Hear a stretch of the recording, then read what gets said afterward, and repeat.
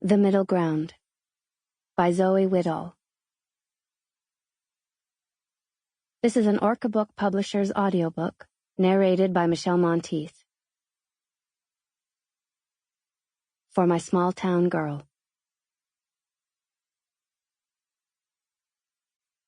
Chapter 1.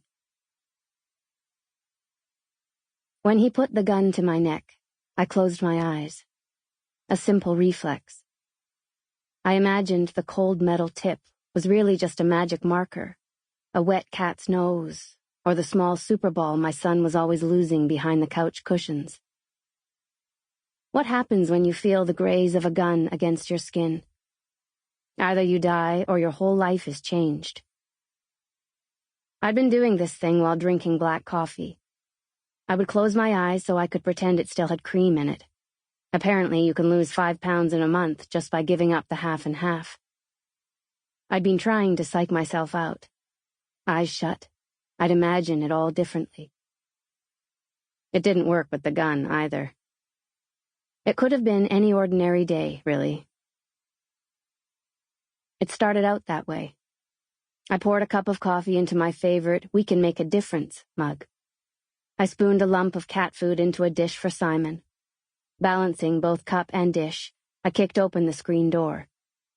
It was one of those beautiful summer days that promised perfect photographs. Idyllic after-work swims in the river. "Simon!" The cat jumped from his oak tree perch in the backyard. He waddled up, his one eye sparkling up at me. I rescue stray cats. They come and go. But Simon has always stayed close, ever since I found him. A tiny orange and white kitten hiding under our overturned canoe in the backyard, bleeding from his left eye. That was 13 years ago. I nursed him back to health, and he never left. Simon knows about loyalty. Until that day, I thought I did too. I stood on the chipped brown deck that Dale was always promising to restain and sipped my coffee. My bare feet were dirty and tanned. A white V from my flip-flops staring up at me. Next door, Lydia was sitting in her fold-out chair, having a morning cigarette before waking the kids, like always. I remember everything about that morning, though it was like so many others. Maybe that's why I do. "Morning, Missy," she nodded, inhaling. "Gonna be hot today, eh?" I'd answered back. What I was really thinking was, our houses are too close together. That and, she must have had her tits done. Nipples don't point skyward like that after 3 kids are finished pawing at them. Her legs were shiny and perfectly tanned. She uses a fake oily color cream on them that I instinctively distrust. She tried to convince me to use it anyway. I tried it once.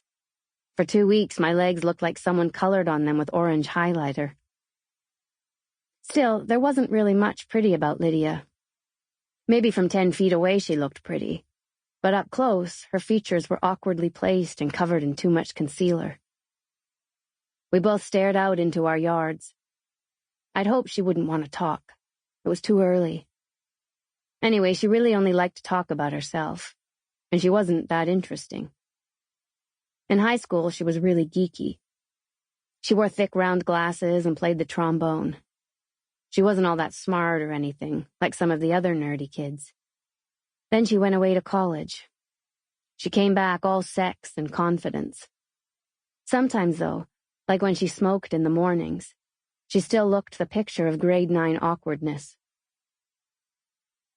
Behind our row of post-war bungalows and former farmhouses was what we used to call Connor's Field.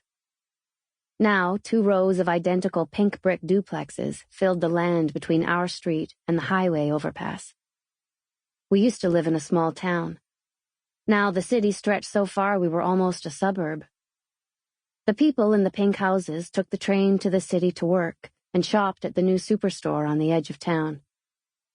Main Street, where I worked, was the same old stretch of stores. In many ways, we were still a small town. People talked to each other. And everyone knew everyone else's business all the time. Like I knew all about Lydia's husband, who runs Johnny's gas bar. He cheated on her with a woman who moved Sample complete. Ready to continue?